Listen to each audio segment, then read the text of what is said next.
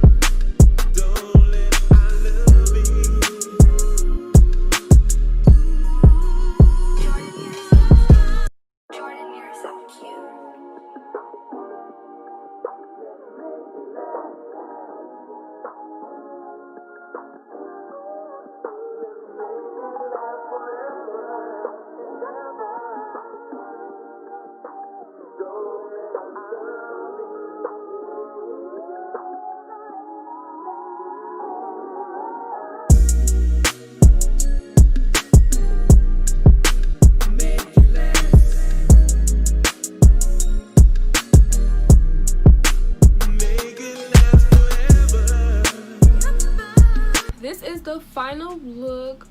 This is how my hair turned out.